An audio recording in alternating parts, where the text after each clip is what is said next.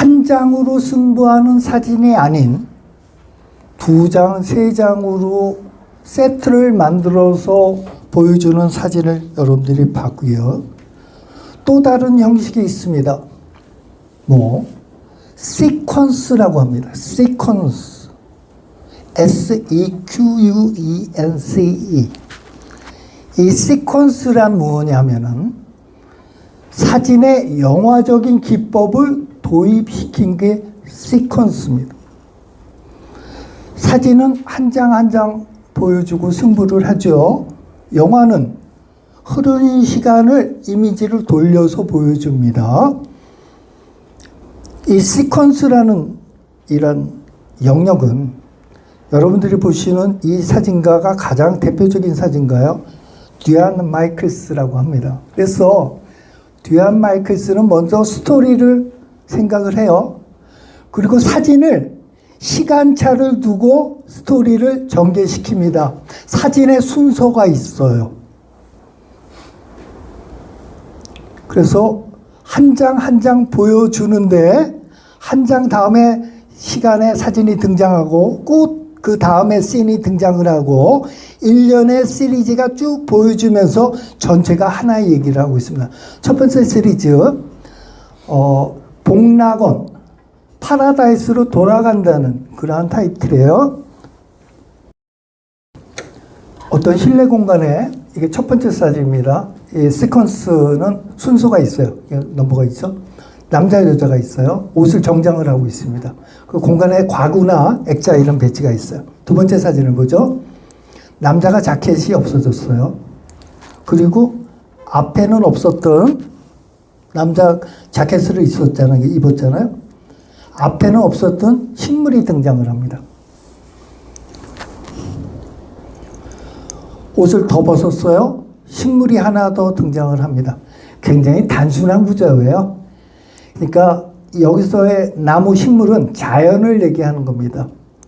이런 옷이나 가구들은 문화를 얘기하는 겁니다. 그래서 우리가 몸담고 있는 이 공간의 옷, 이것은 문화로 꽉 채워져 있습니다. 그것을 하나하나 버리고 그리고 자연을 끌어들인다는 얘기예요. 다시 낙원으로 아담과 이브의 낙원으로 돌아간다는 다소 유치하다고도 볼 수 있는 그런 스토리입니다.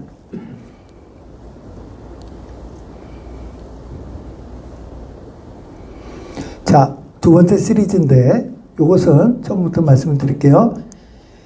날개 달린 게 뭔지 아시죠? 천사예요. 천사가 지나가다가 아름다운 여인을 만났습니다.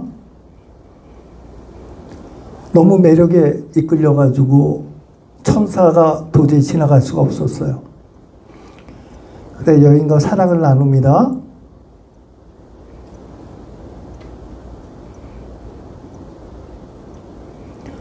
사랑을 나누고는 더 이상 천사가 될 수가 없어요. 추락한 천사입니다. 날개가 없어졌어요. 고민해요. 괜히 사랑했다. 천사로 남을걸. 주섬주섬 잊고 인간의 세계로 들어갑니다. 한 번의 사랑을 그 유혹을 못 견디고. 자, 이 사진은 굉장히 심오한 사진이고 듀안 마이클스의 가장 대표적인 사진이라고 볼 수 있어요. 한번 쭉 보고 말씀을 드릴게요. 1번입니다. 아니, 얘가 1번이죠? 네, 1번. 첫 번째 사진. 목욕탕 같은 데죠? 거기 사람 다리가 있어요. 거인이든지 아니면 욕실이 미니처든지 그러겠죠?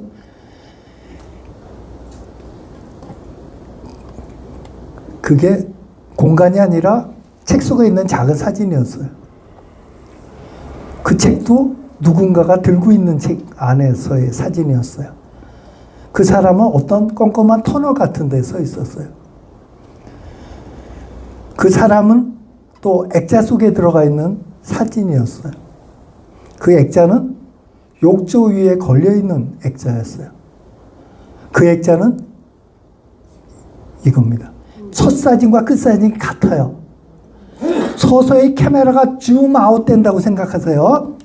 이 작품 시리즈의 이름은 사물의 기이함. 사물의 기이함이란 뜻이에요. 자, 자, 다음 요거 굉장히 재밌는데요. 간단한 구조이면서 다시 보겠습니다.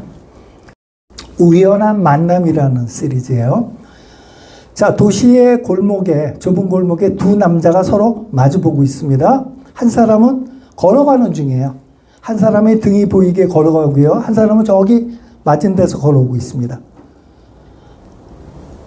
지나가는데 조금 나이 든 코시형 기른 아저씨가 옆을 봐요. 그리고 조금 걸어오면서 요 표정 여러분들 아시겠죠? 저 사람 누구지? 저 사람 언제 본 사람 같은데 내가 아는 사람인가 하는 살짝 미련이 남습니다.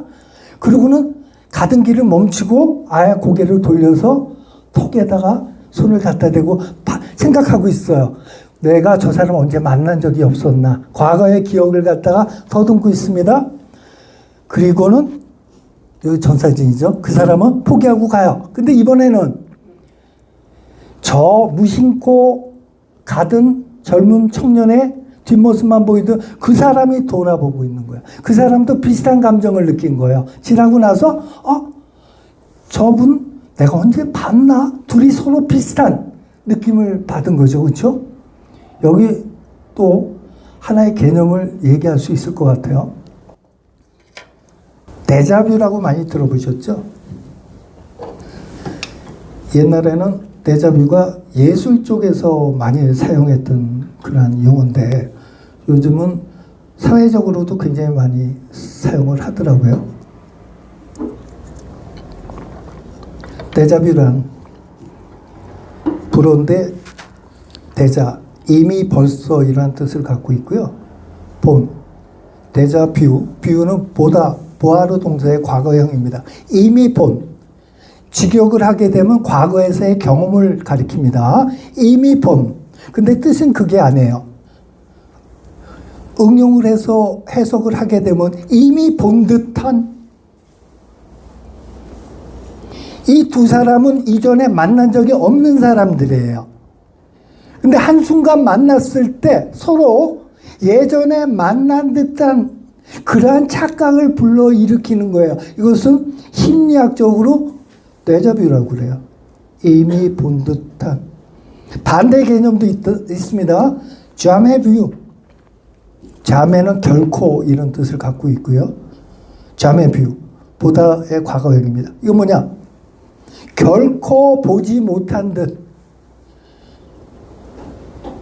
그러니까 데자뷰는 처음 보는 게 낯익어 보이는 듯한 그러한 착각을 불러일으키고요. 자매뷰는 밤에 내가 내 방을 들어갔는데 갑자기 낯설어져. 굉장히 익숙한 사람, 굉장히 잘 아는 공간임에도 불구하고 어느 순간에 낯설고 거리가 느껴지는 그러한 순간들, 그러한 공간을, 그 이야기를 갖다가 자매뷰라고 그러거든요. 서로 이야기하는 건 정반대죠. 결코 보지 못했는데 본 듯한, 또 익숙한 건데 처음 보는 듯한. 근데 결과서는 마찬가지 얘기예요. 심리적인 혼돈을 얘기하는 거예요. 뭐 종교적으로 봤을 때는 뭐 전생에서의 얘기가 나올 수도 있을 테고 여러 가지 얘기가 나올 수도 있겠습니다만 심리학적으로는 그러한 현상, 익숙해지는 게 낯설어질 때 혹은 낯선 게 익숙하게 느껴지는 그러한 착각, 그것을 갖다가 자매뷰, 데자뷰라고 그럽니다. 그러한 이야기를 갖다가 사진적으로 했다고도 볼 수가 있겠죠. 역시 시퀀스입니다. 이러한 시퀀스도 있어요. 같은 장소입니다. 해변가. 근데 봄, 여름, 가을, 겨울 계절에 따라서 다르죠. 이렇게 사진이 컸다 작았다 그래서 그렇긴 한데, 네, 동일한 지역을 장소를 갖다가 봄, 여름, 가을, 겨울 계절이 다르게 찍으면서 시간의 연속성을 보여주고 있습니다.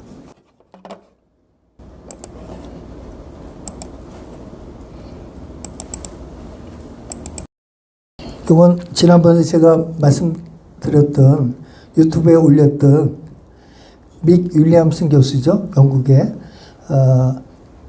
올림포스 하프 사이즈 똑딱이 카메라로 자기의 일상을 찍어서 포토 다이어리 40년 동안 찍었던 그 사진가입니다. 자, 필름의 일련 번호가 여기 써 있어요. 일련 번호가. 필름에 보면은 커트수의 일련 번호가 있거든요. 그래서 찍는 순서를 필름의 그 넘버링과 같이 이렇게 해서 보여주고 있습니다. 여기 보면 26, 26A, 27 일련 번호가 있죠.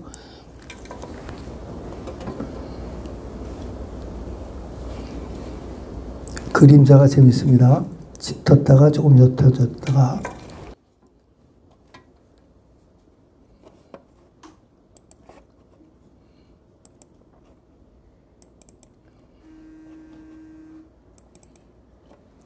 얀 사우덱이라고 하는 체코 사진가인데 또 세퀀스로 바라볼 수 있을 것 같습니다. 어린 소녀가 화장을 하는 걸 쭉 찍고 있죠. 이 얀 사우덱은 자신의 가족과 친구들 주변의 모습을 찍고 있어요. 그래서 약간 해학적으로 영국화 시켜서 그렇게 찍고 있습니다. 어린 소년들, 아들인가 뭐 조카인가 이쯤 되겠죠. 얘들이 이렇게 큰 거예요. 계속 가족들을 찍다 보니까 시간이 흘러서 이렇게 된 거죠. 비슷한 포즈를 취하게 하고 찍습니다.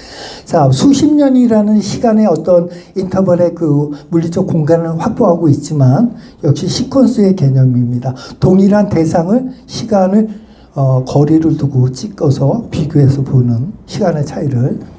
이 아이가 이렇게 됐죠.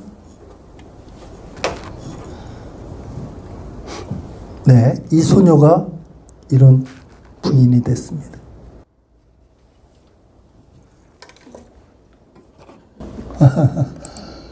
굉장히 해학적으로 재미나게 찍는 사진 겁니다.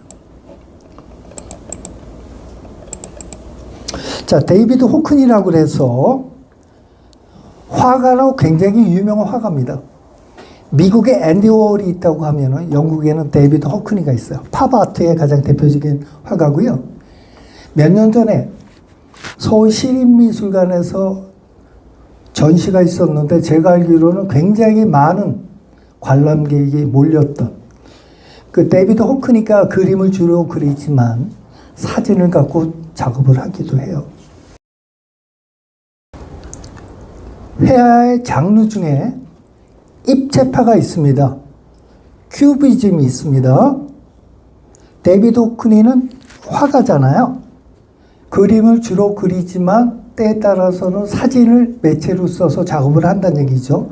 그래서 이 시리즈에서 데이비드 호크니는 회화에서의 큐비즘, 입체파의 그 추구하는 세계를 갖다가 사진으로 구현하고 싶었어요. 그래서 택한 게 바로 폴라로이드입니다. 여러분들이 보시는 이 조각난 사진들은 폴라로이드. 원래 데이비드 호크니는 여러 사진을 짜게서 모자이크를 했었는데 그 사진은 뭐 그렇게 주목할 만한 게 못 되는 것 같고요. 그 작업을 갖다가 폴라로이드로 전환한 다음에 저는 굉장히 재밌는 사진이 되고 있다고 판단이 들어요. 그래서 그 사진을 여러분들한테 보여주는 겁니다. 자, 큐비즘이 추구했던 세계는 뭐예요? 다시점입니다. 큐비즘 이전의 회화의 세계는 한 시점에서 대상을 바라봤죠. 그런데 그 큐비즘에서 본격적으로 다양한 시점에서 바라보는 대상을 한 화면에 그렸잖아요. 피카소가 그랬고 브라크가 그랬죠. 그것을 갖다가 데이비드 호크니는 사진적으로 전환시켜서 구현을 시켜주고 있어요. 그래서 조금씩 다른 시점에서 대상을 찍습니다. 그래서 보여주는 게 바로 여러분들이 그 피카소가 그렸던 아비뇽의 여인들처럼 그런 약간 혼란스럽지만 다양한 각도에서 찍은 그런 사람의 모습, 그림, 사진을 볼 수가 있어요. 근데 데이비드 호크니가 단순하게 큐비즘으로 끝났으면 재미가 없었을 거예요. 큐비즘이 구현하지 못했던, 회화에서 달성하지 못했던 것을 데이비드 호크니는 사진을 통해서 달성을 하고 있습니다. 새로운 세계를 갖다 열고 있습니다. 뭘까요? 회화, 큐비즘에서 가장 중요시했던 건 다시점이라고 그랬잖아요. 다양한 각도에서 대상을 바라보고 그걸 한 화면으로 보이게 한다. 근데 회화에서는 절대 성공하지 못했던, 회화에서의 큐비즘에서 나타나지 않았던 그게 이 작품에서 나타나고 있어요. 뭘까요? 힌트. 폴라로이드다. 폴라로이드란 얘기는 뭐야? 한 점만 찍힌다. 여기서는 다시점 플러스 멀티타임. 다 시간이 존재합니다.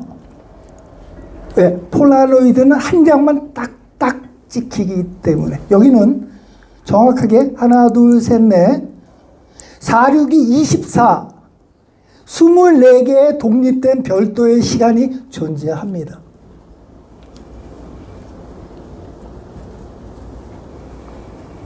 회화에서 큐비즘이 달성하지 못했던, 사진만이 구현이 가능했던, 사진 중에서 폴라로이드만이 가능했던, 일반적인 사진을 잘라서도 이렇게 만들 수가 있죠. 한데 인증이 안 돼요.